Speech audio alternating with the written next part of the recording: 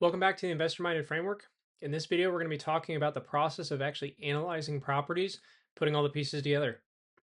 So, one of the things that I started doing when I first looked into properties was I tried to analyze one property per week or per day. It's good to bake it into your daily schedule if you can to really solidify your understanding of your local market, understanding the rent, the expenses, and then calculating cash flow based off of all that information. Also, understanding the risks and also the upside of investing in that specific property. So I'll give a case study of the first property I invested in.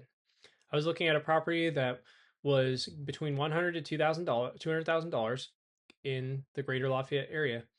And I understood that the rent for a property with that square footage and that bed bath count was going to generally bring in $1,200 in rent. Now, that was a little bit on the median side when it comes to the area. I could have maybe brought in 13 with renovations, but the property I was looking at was going to bring in 1,200 at most. And I knew that renovations were going to be due over time to get me above that point. So we analyzed based off of less than that. Let's say $1,000. So $2,000 is what that property would bring in. Mortgage would end up being $1,078. So $1,000. At that point, we know that that cost for the mortgage is that 50% of the expense already.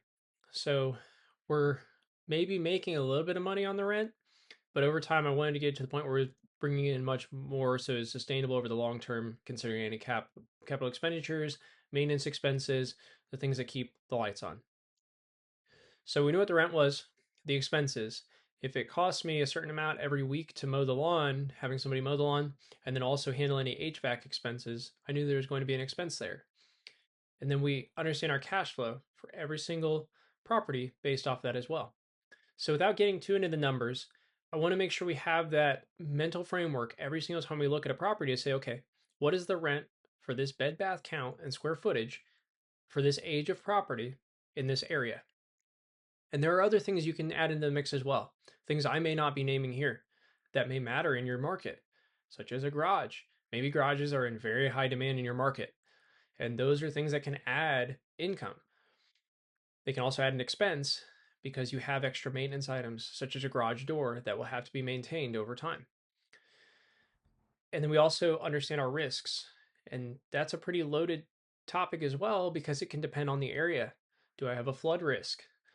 Is it in a high crime location that has a risk of any kind of vacancy because maybe people just do not aspire to move to that area? Or it could also be through cost for vandalism too. Those are the things that need to be considered when it comes to analyzing those properties. One of the best ways you can analyze a property is actually walking the area.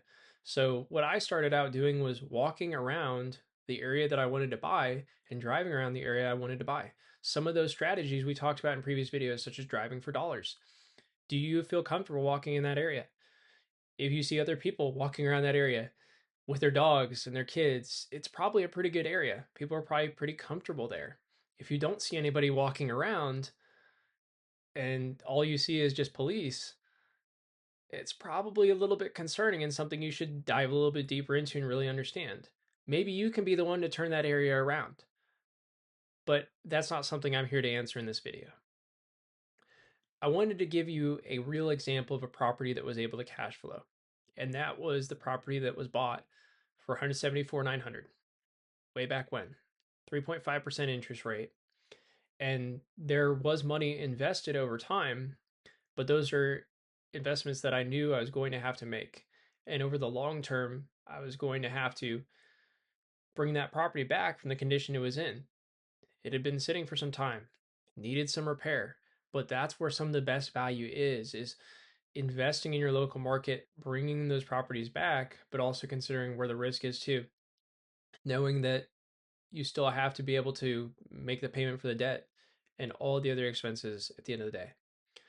So while I don't expect you to understand all those things day one, I just wanted to give you a couple of different things to consider when it comes to analyzing a property: the purchase price, the debt, the rent, the expenses, whether or not it cash flows, and then also understanding whether or not the location meets your criteria.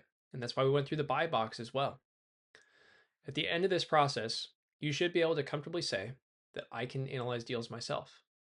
And that's something that your realtor could even help you out with as well. If they're an investor minded agent, they should be able to help walk you through that process and give you those training wheels to the point where you're able to analyze those deals, hopefully without even having their help.